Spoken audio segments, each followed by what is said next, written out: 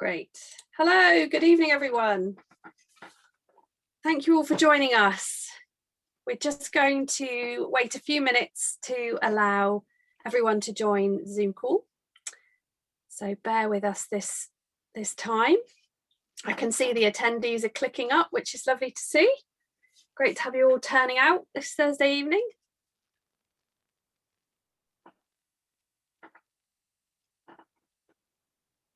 Right.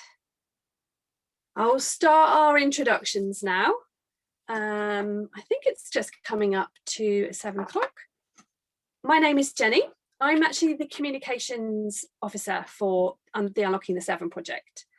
And I just want to say thank you all for attending this evening. This event is brought to you by our project Unlocking the Severn.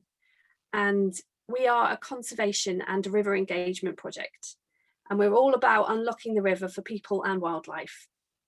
So what our project's actually doing physically by the river is providing fish passage at 6 barriers on the River Severn, and the River Team, so 4 on the Severn and 2 on the Team. And that's going to restore 158 miles of river habitat to benefit a host of important fish species. The project also includes lots of exciting activities for people of all ages, interests and backgrounds, so that we hope more people will be inspired by and learn from the UK's longest river. So this project, Unlocking the Severn, is being delivered by the Canal and River Trust, by Severn Rivers Trust, also the Environment Agency and Natural England. And it's all made possible through funding from the National Lottery Heritage Fund and the EU LIFE programme. So we're joined on the screen by Laura. I was just slowing down a little bit there for her when she was spelling out the names. She's a British Sign Language interpreter, and she's going to be present throughout this evening's talk. Please be mindful, this is a live recording with live interpretation. It's not a direct translation. So welcome to our talk this evening. It's the third in our Severn series of talks. And this evening we're focusing on the fish passes. And we're going to be talking and learning about what is a fish pass, what's it for, and sharing some of the challenges that our project has faced in building these really complex structures in quite an unpredictable environment alongside the river. So the focus for Richard's talk today is going to have a particular focus on our fish pass at Bevere, the bypass channel, which is already completed. And I believe that Richard may offer to follow up more about the deep vertical slot fish pass if that's of interest to people on the call. So I have a little bit of housekeeping, and then I will be passing over to Richard Leigh, who will tell you all about, share all his knowledge. But I do need to run through a few things for you to get us started. So the first thing to note is please be aware this webinar is being recorded. This is so that we can, in a future date, make it available on our YouTube channel. It should last about an hour. And at any point during the webinar, please feel free to submit your questions. So the way that we would ask you to do that is if you move your mouse near the bottom of the screen, the black panel will pop up and there's a Q&A, question and answer section. So if you just submit your questions into there, then at the end, I will be collating the questions and asking them to Richard so he can respond to you all. You're welcome to also use the chat box if you'd like to. That's more for sort of interaction between the people that are watching the presentation. So if you want to try that out now, you're welcome to jump into chat and type a hello and tell us where you've joined from, or if there's anything in particular you're hoping to learn about this evening. Now, during the presentation, when Richard is screen sharing with us, you should be able to see the presentation on one side and the speakers on the right-hand side. And if that's not the case for you and you'd like to see the British Sign Language interpretation, then please just follow these instructions. You need to click on the View Options button in the top centre of your screen and click the side-by-side mode option. That's in the drop-down menu. Once it's selected, you'll see a tick next to it. And I am going to put those instructions in the chat box for you if you want to to follow what I've just been saying. But not to hold up our talk much longer, I'd like to introduce Richard Leigh to you. We're really lucky to have Richard with us this evening to give us his expert insights. Richard is a chartered civil engineer with over 25 years experience in working on construction projects. And he has actually spent the majority of his career working for one of the partners of this project, Canal River Trust, in engineering roles specialising in building and repairing assets like canals and locks and bridges that are next to rivers and waterways. Richard left Canal River Trust in 2017 and he joined Kia, which is the project delivery partner for these big fish passes on Unlocking the Severn. So in summer 2018, he was asked to join the Unlocking the Severn project delivery team as the project engineer. And I'm sure he's going to explain to you in his presentation a lot more about what that's involved. So I'd like now at this point to hand over to Richard, and I hope you will really enjoy the talk he's going through. And don't forget, please submit your questions in the Q&A section. Thanks, Richard. Brilliant. Thanks, Jenny. I've been asked to speak to you today and deliver a whistle-stop tour of why and how we're building River Severn fish passes, sharing examples of the challenges that we've had to face whilst doing so. As Jenny said, I'm more than happy to answer any questions you may have, so if you send those through the Q&A facility, and we'll come back to those at the end. But firstly, I thought I could explain who I am, my background, and how I was lucky enough to find myself working on this project. This is me on the right here. As Jenny mentioned in her introduction, I've worked as an engineer for over 20 years now, with the majority of this time spent working for the Canal and River Trust. But I left there to join Kia's because I miss being directly involved in fixing problems and delivering construction projects. So I've been quite lucky because I was then asked to join the Unlocking the Severn delivery team in 2018. And I'm effectively seconded into the Canal and River Trust as their engineer on this project. I undertake a variety of roles, but my primary task has been to take the outline proposals for the fish passes, manage the detailed design process, and ensure we have a buildable design, help resolve any issues found during construction, perhaps most importantly, ensure that what we build meets the requirements to allow fish to use these structures. One important thing to note is that I'm not a fish pass designer. I work very closely with a team of experts who provide the information and guidance needed to ensure that the structures work from a fisheries perspective. So why do we need fish passes on the River Severn? During the Industrial Revolution, the River Severn became very important for carrying goods and materials. In 1824, it was noted that the river is navigable the whole way, but navigation is very much impeded by the lowness of the water in summer and by floods in winter. So to address that problem, in the 1840s, the navigation on the River Severn was improved by the construction of a series of weirs and locks. This photo shows a typical weir on the River Severn. This is actually a Diglis. These are large structures designed to increase the depth of water upstream. This cross-section shows that they were constructed from large rocks encased in an early form of concrete. The water level between the top and the bottom is roughly 2 meters. And with social distancing, I guess we all know, we can visualize what that is currently. Almost immediately after the construction of the weir, the impact on migratory fish was noted, as you can see from this quote from a fisheries report in 1862. The finest river in England is nearly ruined by building walls across it, sufficient to stop everything except a large and powerful animal. Works were undertaken to improve fish passage relatively soon after the weirs were constructed by the provision of notches in the weir crest to give a flow of water for the fish to swim up. So on this photo here, this is the existing fish pass at Diglis Weir.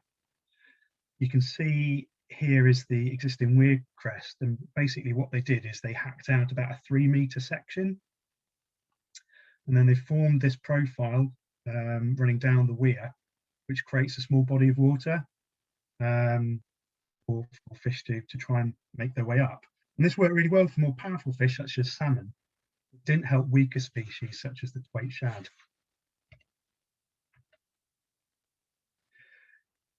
So where are the weirs? We've got a map here of the River Severn.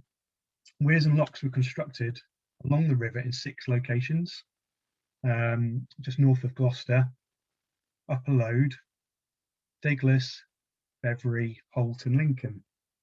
The bottom 2 weirs at Gloucester and Upper Lode are tidal, so fish can simply swim over these structures at high tides.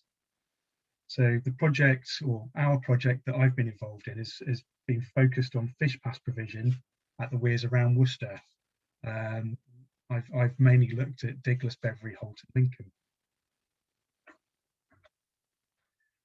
So what is our target fish? If you've attended other Unlocking the Severn talks or events, you will know that our target fish is the twait shad. The populations of this fish were devastated by the construction of the weirs, as they're not particularly strong swimmers and were unable to make it successfully over the weir at Diglis. From a design perspective, by targeting the weakest swimming fish on the River Severn, it should mean that all other fish will be able to use the new fish passes. So how do you overcome the weir problem? The simplest method to enable fish passage is, is the removal of the obstruction. This approach was taken at Powick Weir on the River Team. Here, the existing weir has been partially removed and the riverbed regraded so that it's a much shallower gradient and it allows fish to swim up. This is a photo pre-works where I think is about 1.5 metre height difference here, where fish find it difficult to get over the obstruction. This is a photo after the works were completed, where the weir's been ripped out and replaced, bed regraded, as I said, to get a more gentle profile. So what? Unfortunately, it's not possible to remove the River Severn weirs without impacting on the navigation. Therefore, it was necessary to design new structures adjacent to the existing weirs that allows fish to pass. So what is a fish pass? It's defined by the Environment Agency as any form or conduit, channel, lift, other device or structure which facilitates the free passage of migrating fish over, through or around any dam or other obstruction, whether natural or man-made, in either an upstream or downstream direction. So how do you design a fish pass? The Environment Agency has produced guidance notes called the EA Fish Pass Manual. This provides detailed information on the legislation, selection and approval of fish passes in England and Wales. This document is free and available online if anyone is interested. We worked with a specialist consultant called FishTech, who have extensive knowledge and experience of following the Fish Pass Manual to successfully design and gain approval for fish passes across the country. As mentioned earlier, one of the key things to know is your target fish species. The burst speed and length of time this can be sustained by the fish gives the parameters for the design of how water flows through the structure. For our target species, the twait shad, fish passes have been designed so that the maximum water speed is 2.5 meters per second or 5.5 miles per hour over a length of around 1 meter. There are many different types of fish pass that could be used. A good example of a more simple structure is here at Knightsford Bridge Measuring Weir, again on the River Team. In this case, it wasn't possible to remove the weir, so instead the weir length was increased by placing rocks on top of the existing structure. So this is before works, and roughly the weir starts here, and rocks were placed all the way down to where we can see the edge of the bank protection in this location.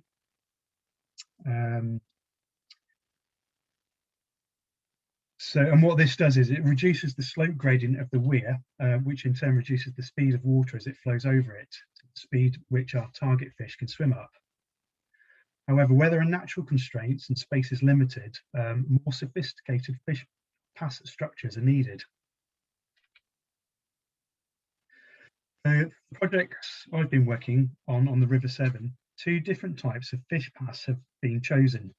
A deep vertical slot, which you can see on the left, which is what we've used at Diglis, Lincoln and Holt, and a naturalised bypass channel, which is on the right here, and what we've used at Bevere. Both types of fish pass have a series of small steps designed so that the fish can use their burst speed to get up to the next level, catch their breath before going again. How the structures achieve this is very different, and I'll explain this in more detail. This talk is going to primarily focus on Bevere fish pass. Although it's the second weir upstream, it's the first fish pass that's been completed, and I'm able to explain the key design features along with the specific challenges of building them on the following slides. The key features of the naturalised bypass channel, which we've got at Bevere, are firstly, the gradient is shallower by approximately 50% than a deep vertical slot fish pass, as more space was available compared to other sites. Broadly, a naturalised bypass channel needs to be twice as long as a deep vertical slot. On this plan, you can see that this has been achieved by curving the fish pass around in the space available.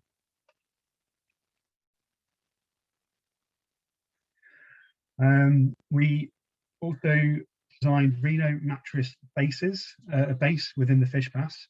These are rocks encased in a wire metal frame that allows water to flow, pass through without being washed away over time.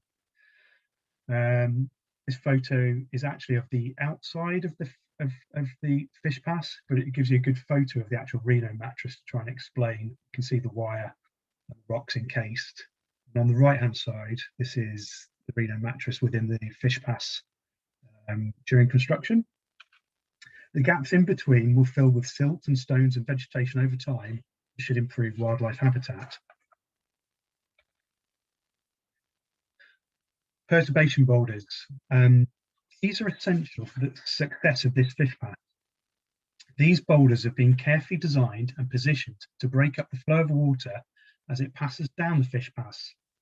This creates a series of water chutes and eddies where the fish are able to burst through and rest before continuing upstream. I've tried to show this graphically on this image. So the red spots are kind of the locations where the fish can rest and have a break. Green lines are where the fish dart to before they have a little rest and carry on upstream. They basically can zigzag their way up the fish pass before getting above the top boulder and into the river upstream. We needed to construct these boulders from concrete for 2 main reasons. Firstly, if you look closely, you'll see that the edges of the concrete have been carefully designed to ensure that the water flows through the fish pass uniformly. Natural boulders would have many variations which could have affected how the water flows through the structure to the point that it wouldn't work properly as for fish passage. Secondly, the boulders are much larger than they seem, a bit like an iceberg with more below the bed level, which you can see on this cross section here.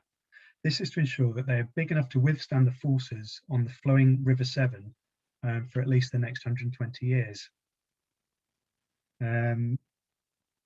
This would have been very difficult, if not impossible, to achieve with a natural boulder. A few photos here. These just thought it'd be interesting to see some photos of during the construction. So you can see that we've constructed the base of the boulder. I'm just about to start doing the upper section that you can see. These are the shutters that we use to form the shape, and again you can see the very careful designed radius on the edges. And this is the completed boulders whilst we're installing the Reno mattress. And what we did, we started building them in situ, actually in the base of the fish pass, but then decided to cast them up the bank next to the works area and then move them into place, basically to try and speed up the process. And this photo just shows our stockpile of boulders ready to prior to being moved.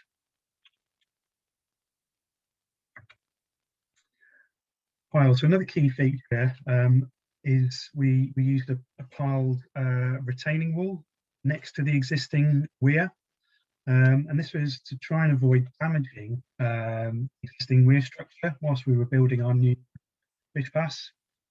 So this photo shows how close we came to the existing weir. With just kind of out of shot is the weir itself, but this is the kind of the apron for the weir on the bank, and we've managed to install our piled retaining wall on this edge without damaging any of this material. To do anything else may have meant digging quite a large hole next to this structure, and we're worried that it may have collapsed as we were doing that, which is why we went for these piles. That's a photo of the piles for one of the bridge abutments, and this photo shows our completed retaining wall at the downstream end of the fish pass.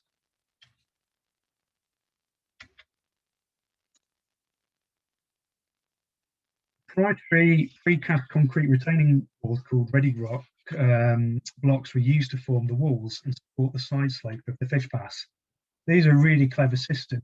It's a bit like Lego, where they've got individual blocks that you can stack together to create the structure that you want.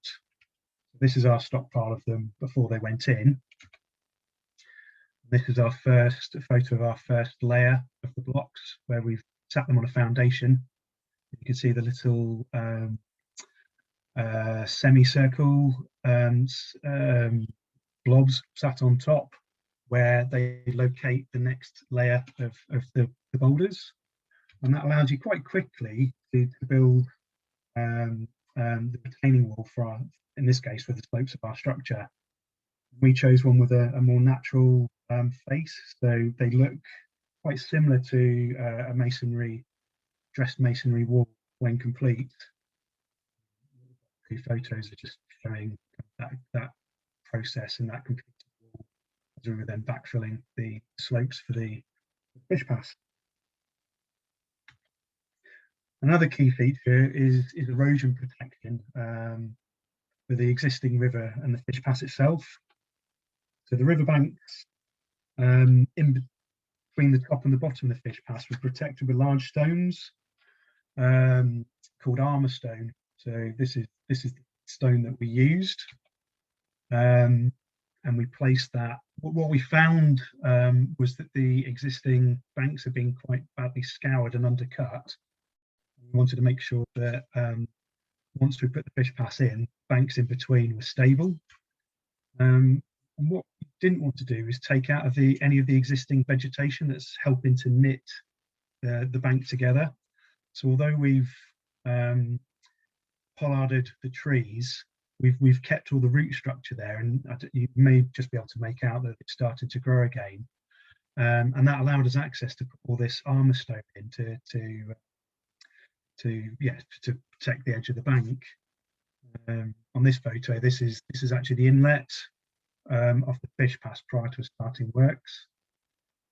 And on the banks, where we've cut into the bank, we needed to make sure that we protected those side slopes from damage in the medium term whilst the vegetation regrows.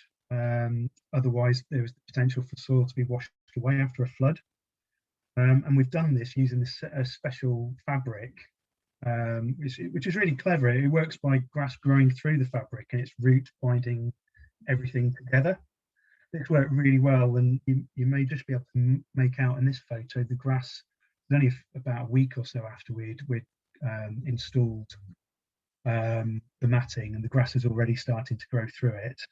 And I'll show you some photos later of the completed fish pass after it's been in place a couple of months, to give you an idea of what it looked like. All of these design solutions were chosen to make it as easy as possible to build in a very difficult working environment. In particular, we wanted to have materials that were as resistant as possible to flooding, as we knew this would happen multiple times during the construction period. The site at Bevere presented a number of construction challenges that needed to be overcome. Firstly, the access from the public highway was very long and needed to go down a steep slope. Works were undertaken at the start of the project to construct an access road from pretty much from the A449 all the way to our works area here. And this was needed for all the construction plans and material deliveries needed to build the fish pass.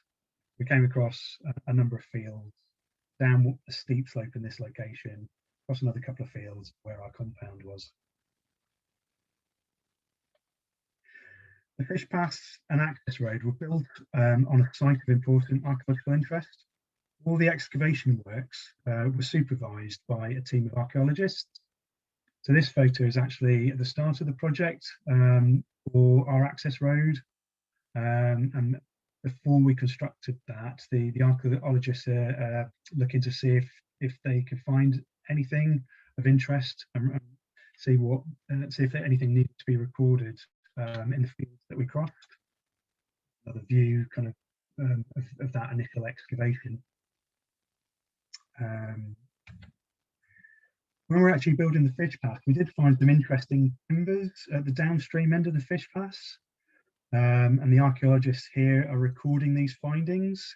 You can just about make out where their ranging rods here are showing the location for it, and where they're recording the position. And what we found was a series of timbers, which we believe were related to the actual construction of the weir, dating from the 1840s. But other than that, we didn't really find anything else within the fish pass itself. The next challenge was keeping the works area dry. Being next to a live river meant we needed to stop water coming into the works. We did this by building a temporary cofferdam using steel sheet piles upstream and downstream of the works. This is the cofferdam at the downstream end, and its job basically is to stop this water from coming into our works area when we were excavating this material out. And we did something, we did something similar at the inlet end of the structure. Again, a row of piles here. This photo is just started when we're about to excavate this area. On completion of these, on completion of the works, this cofferdam needed to be cut out at riverbed level, at this level here, and removed by a team of specialist divers. You can see the job that it's doing, where it's stopping the water coming into our works area. And obviously, when we were constructing this, we had to dig this down even deeper. And this photo is taken just before divers came in. We flooded this area with water. You can see here, divers then went in and cut these piles, and we lifted them out. Another issue we had was poor ground conditions. The soils that form the side slopes of the fish pass are not very strong, not very good quality. And after a flood event, as you can see in these photos, we suffered some slumping of that material. So we obviously, when we were able to pump the fish pass back out again, we had to carry out ongoing repairs throughout the works until we'd got our permanent side slopes in place.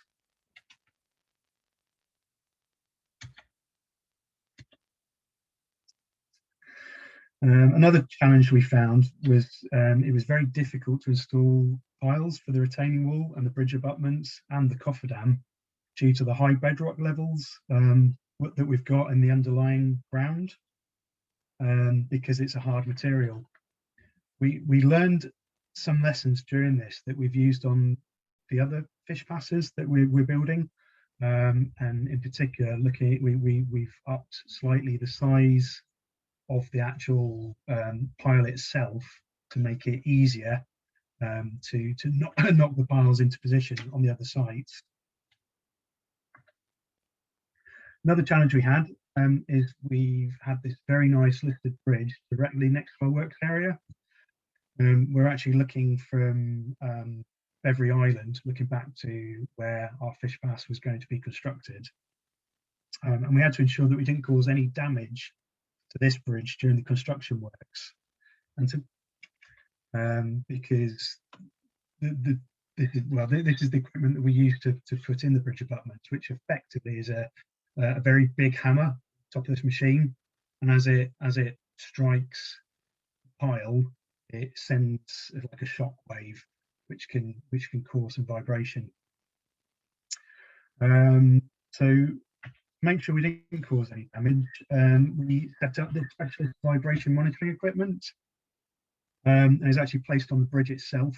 Had a geophone receiver, which you can see here, went into this box of tricks, which recorded the vibration that was coming from this device.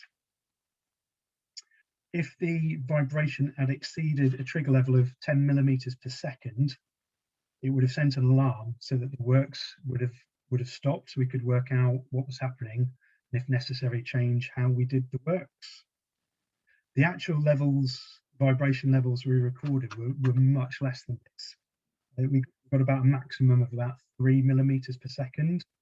Apart from one occasion in August, excuse me, when it reached 25 millimeters per second, which was quite strange because we'd actually finished the piling works at this stage, but it turns out that somebody had accidentally kicked the geophone.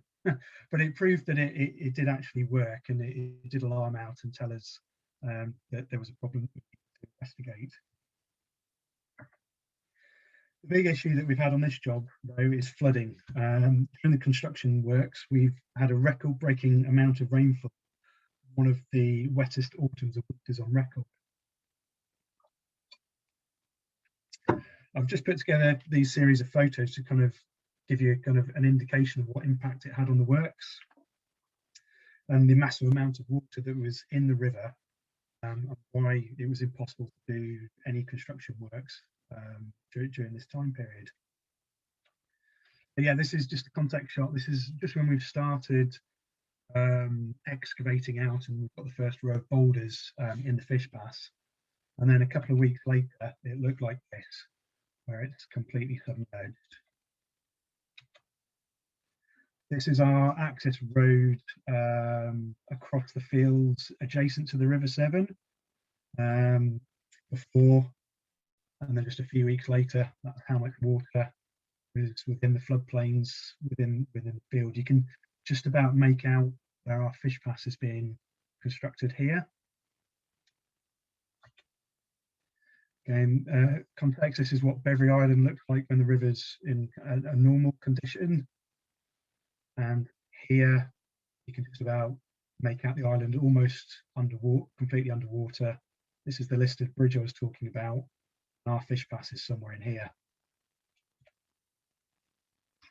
This chart shows the river levels over the past few years. We did a lot of work at the start of the project to try and work out the right time of year to undertake the works. And to give some context, this brown line is actually the height of the cofferdam piles. So if the river level, if on this graph the river level goes above this line, it means that water was getting into our construction site. You can see the green line is actually in 2019. You can see we had a big flood kind of at the start of the summer. And then we had this very unusual event in autumn, where traditionally kind of towards the end of October, you'd expect to see the river levels coming up, whilst kind of early to mid-September onwards, the river was basically in flood. Because of these floods, we realised that we wouldn't be able to complete the works before winter. We decided to shut down the site. Originally, we was hoping to finish the works by autumn 2019, but we just realised it wasn't possible.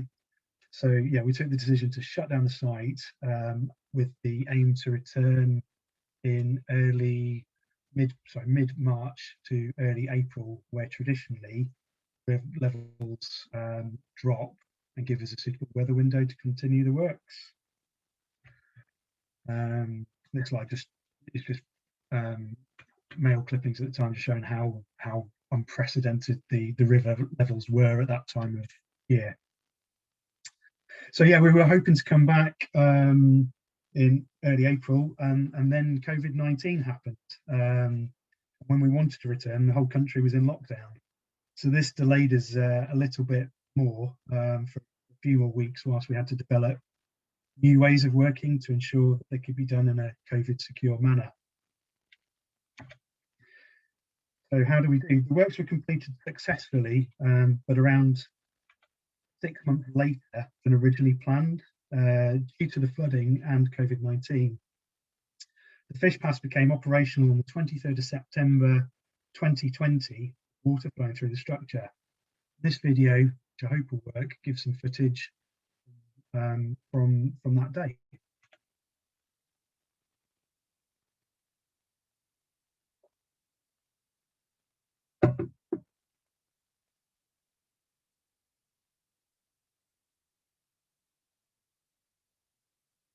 Give it a second, thinking about it.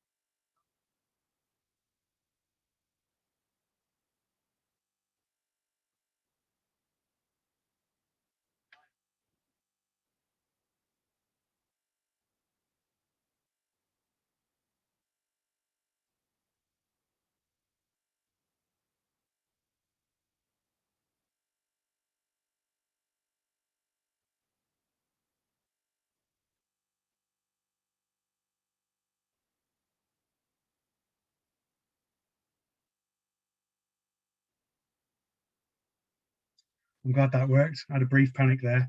I just wanted to point out, I hope you noticed that the dive team, as they were the video as they're removing the small dam at the top of the inlet. I think it's worth noting how easily they were able to stand up in the water against the flow.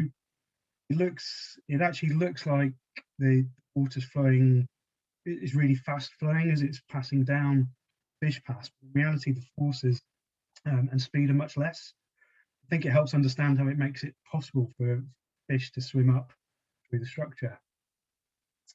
So I've just got a few slides here showing Bevere a few months after completion. You can see how well the grass is established and the concrete perturbation boulders are starting to weather after, I think this was about 2 months after the works have been completed. I'm looking forward to visiting this site over the next couple of years to see how natural it looks as more self-set trees and vegetation become established in the banks. For me, this has been an amazing project, and I feel very lucky to have been involved in the design and construction of this fish pass, which should remain working for at least the next 120 years in this location. So, as I mentioned earlier, the other type of fish pass used on this project is called a deep vertical slot. And this is what we're in the process of constructing at Diglis. So how do these work? They have a series of drop pools with water baffles created from concrete nibs and C-sections. So you can see here, these are the pools. These are the C-sections and these are the nibs. When they're constructed, the water level should drop by approximately 200 millimeters through each pool. It may be easier to understand by looking at this plan drawing for these pools. Water passes through the nibs and C-sections, as I've said. So this is the C-section, this is the nib, and this flow of water is kind of angled, so it points as it passes through, as shown on the blue line, towards the C-section, and should create eddies and within the pool, which and spaces for the fish to wait, which I've tried to show with these red dots. Before the fish can dart through the gap into the pool above, and the process can start again. The water speed's at its fastest as it passes through these gaps, but it's been designed so that it doesn't exceed the 2.5 meters per second for our target fish. In this sketch, I've just tried to show in blue how the water will step down as it passes through the fish pass. I think it's easier to understand how the pools will form a series of steps for the fish to swim up with this. So obviously this depends on river levels, but broadly you've just got this small gap to swim up, and small step in water levels, and the fish will be able to swim through the space in between. Right, I've got another video of works being undertaken which explains this a bit better at Diglis, which we will see if it will work. Richard, it's just Jenny cutting in. I didn't get the sound on your last video, so I don't know if you are able to check the box to play the audio when otherwise we might not get the sound. Yeah, that's quite important on this one. So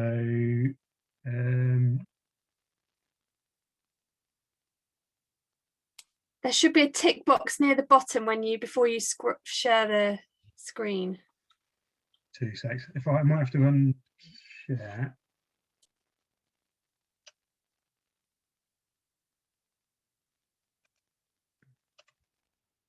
Try again.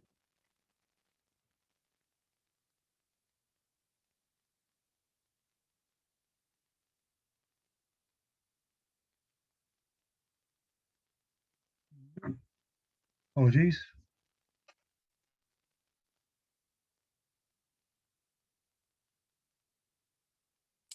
We've got lots of questions coming in for you. I've now lost the box to share. I'm sorry. Here we go. Right, okay. So optimize, share sound. That's the one. Go for that. Share. Right, let's try again. Sorry, apologies for that first time. That's probably given it enough time to actually buffer. So let's see. Can you, Jenny, can you just give me the thumbs up that you can see this? Yeah, we're good. See it? Yep.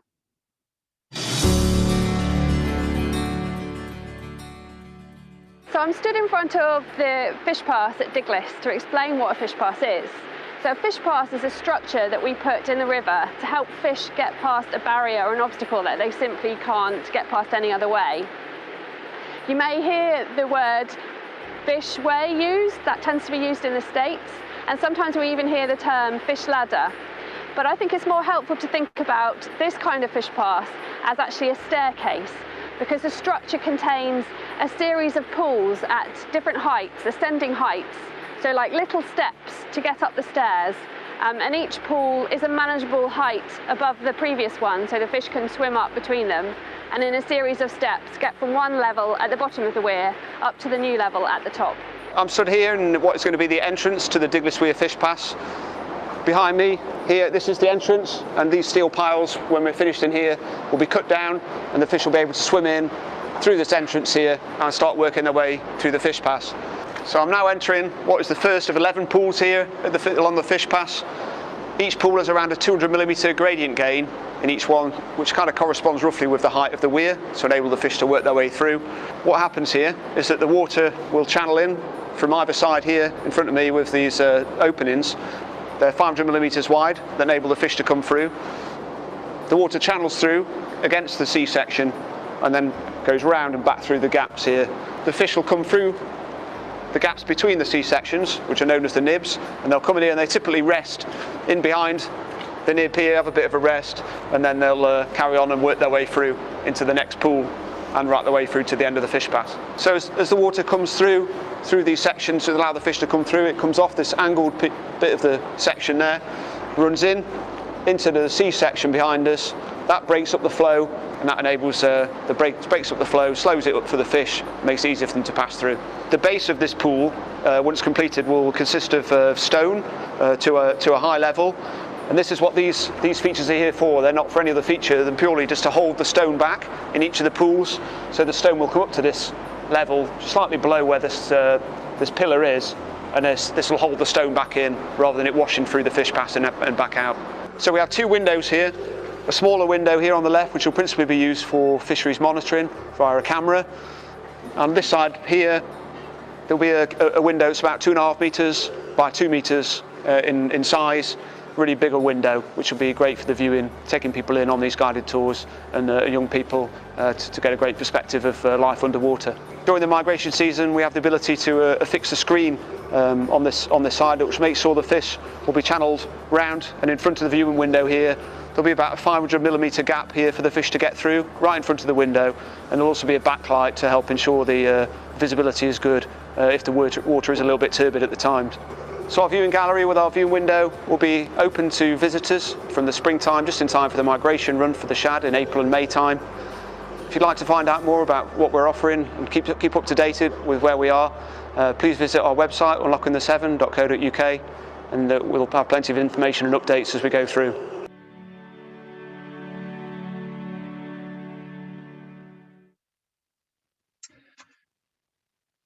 We've almost completed the fish pass at Diglis and hope to have it partially operational by the middle of next month. Building Diglis fish pass has been a massive but amazing task. If people are interested, I'd happily do another talk specifically on that fish pass, because there's so much to it. Going through the key design features and challenges we faced during the construction works, which hopefully, like I said, we'll have that done in the next few weeks, which might be a good opportunity to discuss those in more detail. So please let us know if this is something you'd be interested in.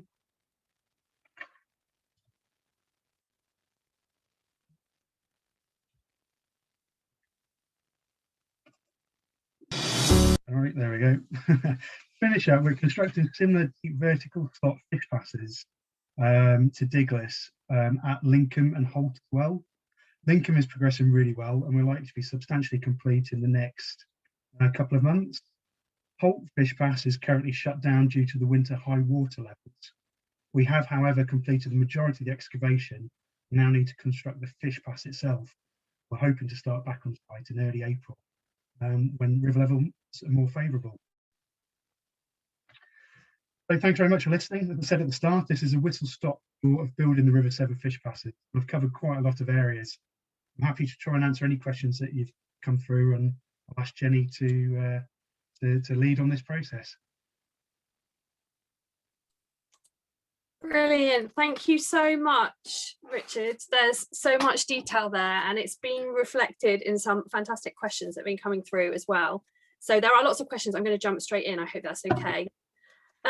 Shall we start with a few questions I'm seeing about lifespan? So forgive me, I've been scribbling and trying to group questions. I haven't got everyone's names, but it has been asked, what is the lifespan of this that's been built? Specifically, what's the lifespan of the Reno mattress and the concrete and any metal elements? So is that something you could just give us a quick... Sure. So, yeah, it's one of it's a key requirement, understanding what the design life is of the structure, and in this case, the elements of the key structural elements have been designed to last 120 years plus. So the Reno mattress, the wire in the Reno mattress itself, it's got a special protective covering that allows it to stay in place for that length of time.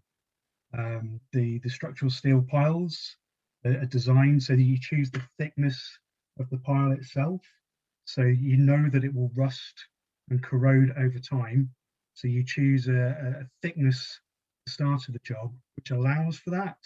So over 120 years, if it's in an aggressive environment, it may lose, I don't know, 5 to 10 mil of thickness. So you need to make sure what's left after that time period will allow it to still stand up.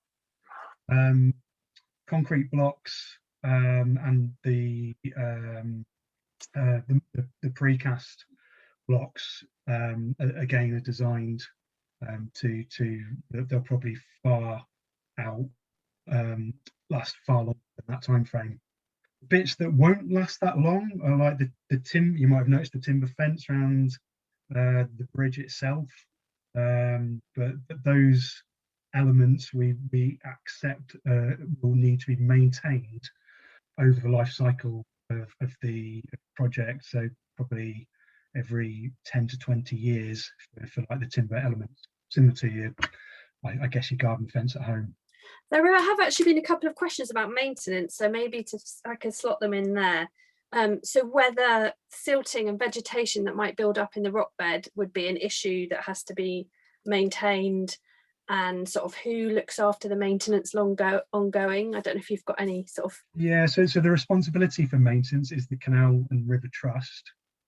The structure's being designed in such a way to make it as easy as possible to maintain it. The primary concern from a maintenance perspective is actually the build-up of after a flood. You get quite a lot of like trees moving down, and it would deposit itself on the sides of the banks, and it's possible or likely that we will get self-set willows and trees growing through the bed. So a regular maintenance schedule has been set up to make sure that the channel remains open, fish passage. We're less worried about the banks, but mainly within the bed of the fish pass itself. And probably twice a year, at least once a year, but probably twice a year, we would have a team going through there and actually cutting the vegetation. Or removing any vegetation that's growing. It shouldn't siltation shouldn't be a problem in the bed, in the sense that it will stop the fish pass from working. You would only get siltation around the blocks itself, where they're not exposed to that flow of water. As soon as they come up above, as soon as you get to the top rock, the actual the actual silt itself would just wash through the fish pass. And there's the ability to turn the water off at the inlet end. There's a structure where it's been designed to be able to bring a dam if needed in the future, so that we could stop the flow of water and carry out any maintenance works that's needed. But that might include removing blockages, would it? Because someone else has asked about, John's asked about measures in place to prevent damage or blockages caused by debris. And I know that a tree came through in the most recent flooding, didn't it, without causing any damage, but Yeah, well, exactly that. So yeah, so if you needed to, you could stop the flow of water. But I was trying to point out in the video that didn't work that the actual flow of water is not that strong. So I imagine most of the maintenance work would be done by a team in dry suits going in there, potentially with chainsaws and chopping bits up so that they can be removed from and dragged up onto the bank. right, we are getting some such important and really good questions. I'm going to try and group a bunch of questions that are about some specific design elements. We haven't got too long for each question, I'm afraid. One question that we have been asked, we do get asked through the project, is did we consider removing the weir? You did cover it in your presentation just briefly, but obviously the River Severn is a navigable river for boats, and that is actually protected in statute. So we didn't have the opportunity, unfortunately, in this instance, to just take out weirs that would affect the navigation for boats. I don't know if you've got anything else to add on that, Richard. No, and that is the key driver really, is maintaining the depth of water upstream was a constraint on the project. So therefore building a new structure was the only alternative. There's a few specifics about some of the design elements. So someone's asked, what's the purpose of the profiling of the perturbation boulders? I imagine they mean the sort of curved bits. What function does that have? Because you mentioned those. Yeah, so it's basically being designed so that the flow of water it's been carefully hydraulically designed so that the flow of water down the fish pass is even, so that fish, well, so that you get a steady flow of water that allows the fish to move up through the gap that exists between the boulders without at a known speed of water. So if I mentioned that the target speed is a maximum of 2.5 meters per second. So by having that very carefully designed within the boulders, we knew that speed of water would be achieved and fish would be able to move upstream. And just quickly, someone did ask about the details of the piles and whether they were similar to kind of standard pilings we might see alongside canals, or whether they were like, what are the sizes and widths and dimensions of this sheet piling that we were using? They are kind of a standard heavy section pile. From memory, each pile is about 600 mil wide. I can't remember the exact depth now, but it's of the order of about 10 meters. There's about 3 meters sticking out the ground, or that you can see, another 7 meters under the ground going down into the bedrock below. Great, thank you. A couple of things about building materials, again, just quickly to answer. Were any special materials used to prevent kind of pollution in the river? And was there did we have to do anything when we reintroduced water through the fish pass to make sure that, you know, building materials weren't going to flow out into a river that would be an impact? I know from looking at it, it looked really clean before the water went in, but you'll know how this was planned, so. Yeah, so a key requirement is we had to make sure works do not cause a pollution incident. So within our compound, we had some ponds, so any water that was in the fish pass could be pumped into that and made sure it was clean before pumping downstream. Before we opened it, the key requirement really was making sure there was no litter within the fish pass, and everything was as clean, tidy and clean as possible so that it didn't get swept downstream. So we spent a reasonable amount of time making sure that was the case. Great. We've had a number of comments from some kayakers about the opportunity that there might have been to incorporate some kind of whitewater canoeing through the pass, and there's been a reference to a pass on the ooze that has been able to incorporate that.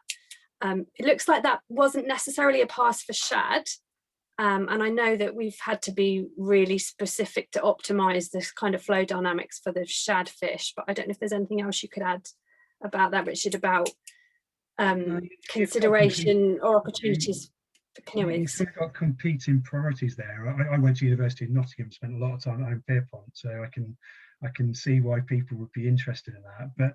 But broadly, you don't really want to create a hydraulic jump, which is what you want for, which is a standing wave, if you like, and that's what you would want from a kayaking perspective. But it's exactly what you don't want from a fish pass perspective, because you get a very fast bit of water running through that then creates this wave behind. The two things, unfortunately, wouldn't have worked with each other in this particular situation. Obviously, you could create a separate structure next to it if you'd have wished to achieve that, but that opportunity wasn't taken. That wasn't in our funding bid, unfortunately, which happened a very long time ago, didn't it? Yeah. Okay. Thank you. I've had a couple of questions about eels and whether eels can use the pass and if anything else has been put in for eels. I don't know if you could quickly talk us through that. I'm not a fisheries expert, but my understanding is eels can use the pass. They would just naturally follow the river upstream and would be able to go through it. Another part of the project is looking, hasn't been completed yet, is to put a separate eel pass on the River Right, so the Loch Island side of the weir. So this fish pass, if eels are coming up the bank on the left hand side, they'll be able to go through the fish pass, and in the future, with a separate part of the project, they'll be able to use the right hand side of the bank as well. We're putting in eel tiles on the opposite side of the river alongside all the fish passes, aren't we? So it is. Yes, there's specialist eel pass on the other side, bolted to the weir face. So, and we think that the eels are particularly going to like the bypass channel at Bevere, and we'll quite enjoy hanging out in there. So, although we don't think we'll get to see them very clearly, which is a shame, but we do expect to have lots of eels in our pass. Okay, there's been a couple of questions. I don't know if you're the best person to answer us, or maybe I'll have to comment, Richard, about monitoring and how we'll measure success. I know that as part of the installation of Diglis, there's been a lot of sort of monitoring, acoustic monitoring is very much part of the design of that deep vertical slot fish pass at Diglis. So last week, actually, we've just been installing a series of loops around the nibs and C sections. Part of the project has looked at tagging fish, which you may be able to explain better than I can. So that fish have been tagged in the past, so we can see where they go. And in this case, we now want to see if they're using the fish passes in the future. So these loops that we've just installed at Diglis basically trigger if a fish goes through through the nib and the C section, and we've got them in different positions on the fish pass so that we'll be able to see their progress, whether they're making their way up through the fish pass, which will give us a really good indication. And I think there's a wider project which, Jenny, you might be able to you may have a better knowledge of, looking at monitoring fish within the river in different locations, again using these tagged fish, so that we can see whether the numbers get above the structures. There's very quickly, because we are running out of time, there's sort of 3 different ways that we can monitor it. We do 2 kinds of acoustic monitoring. So one's the pit tags, which is one kind of tag. Another is another kind of tag that we put monitoring stations all along the river, and are currently doing a monitoring program so that we understand how the fish come onto the river and move through the river. So we by extending those acoustic listening posts, we can then see how the fish progress up to the spawning grounds when they've got through these structures. And also eDNA sampling, so environmental DNA sampling, taking water samples and looking for the shad species being present in the river is another way to show how the fish kind of recolonise higher parts of the river. I'm aware we've gone past 8, so thank you for everyone that's been with us for now. I will try and get in a few more questions. One of the things that I have seen come up is talk about the flooding, how the structure copes with flooding, how it copes with high flows, which I would like Richard to ask us about. Other people have asked sort of if the river is going to flood more often, how does that affect, you know, the role of the fish pass? I think one thing I'd like to mention from my perspective is that shad come onto the river in the spring to spawn. So traditionally that's a lower flow time. We wouldn't normally expect to see flooding events in May and June when they are coming on to spawn. So the winter floodings aren't really going to be of any benefit to shad because that's not when they're coming on making their migration onto the river to spawn. But Richard, have you got any other comments to add about kind of? Yeah, I think when it is in flood, the river's actually flowing very quickly as well. So I think the fish tend to hide and wait for the river level, the river conditions to be a bit more favourable.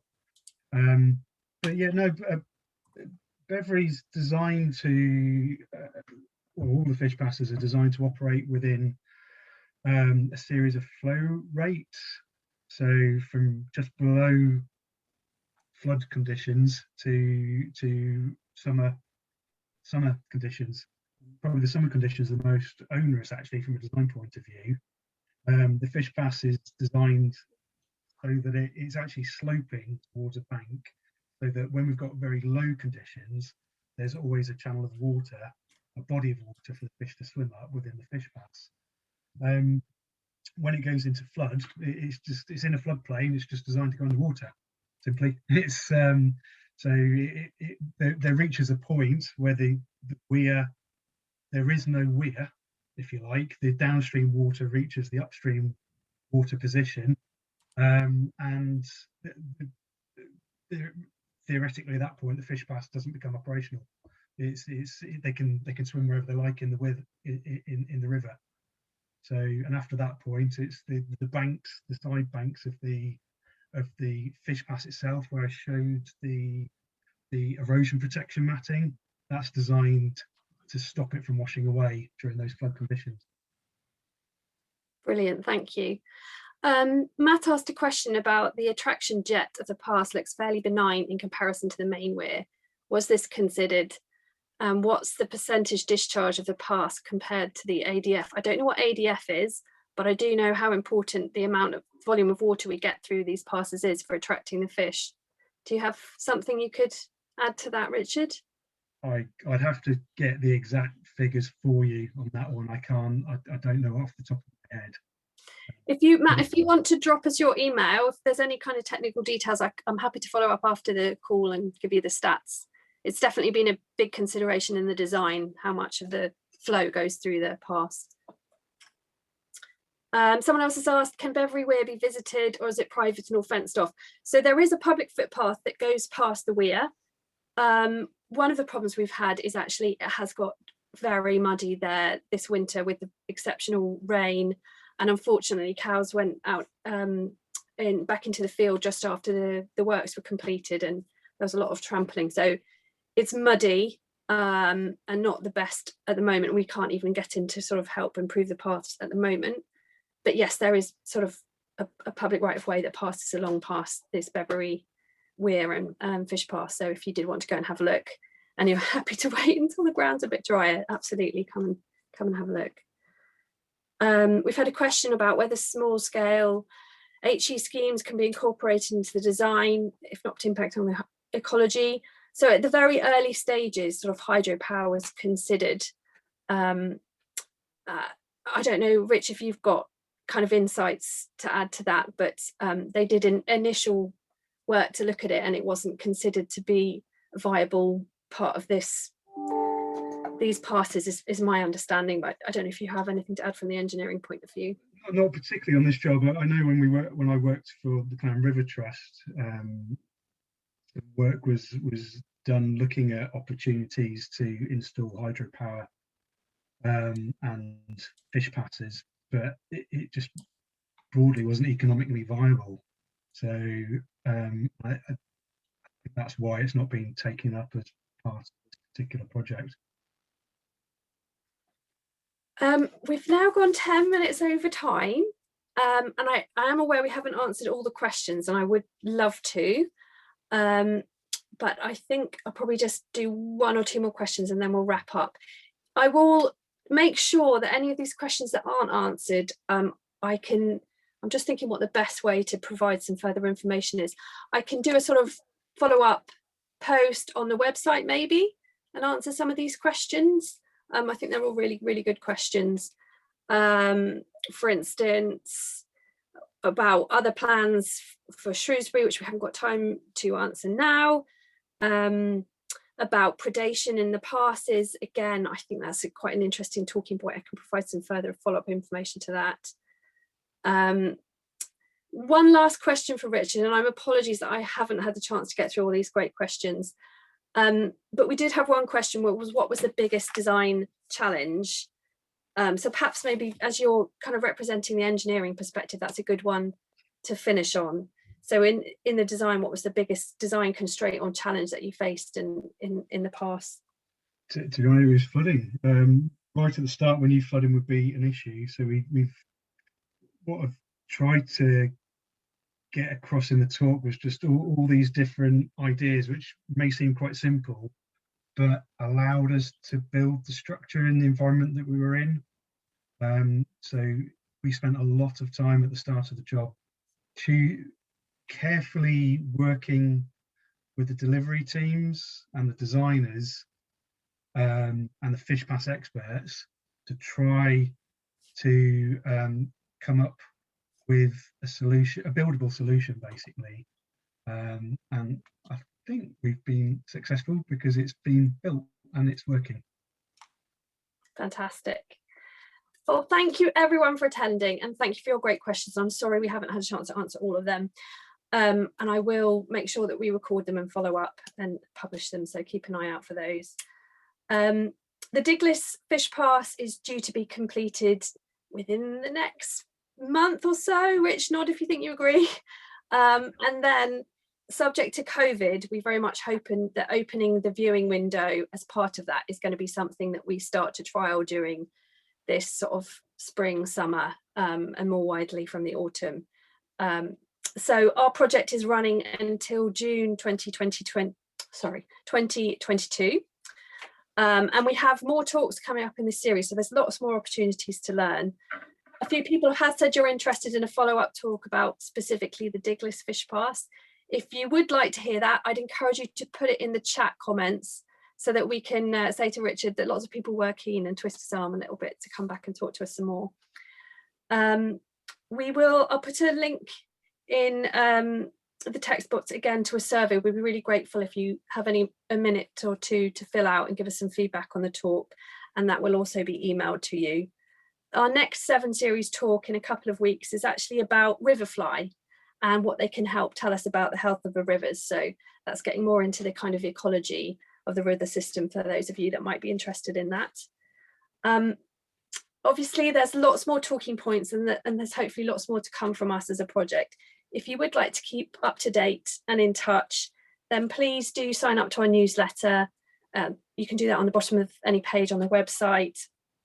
You can also follow our social media accounts, which are at Severn Unlocked, or on Twitter and Facebook and Instagram. So thank you very much for attending, and thank you for your great questions. And you've given me lots to follow up with, so that'll keep me busy for a while. And thank you especially to Richard for his great talk this evening. Thanks very much.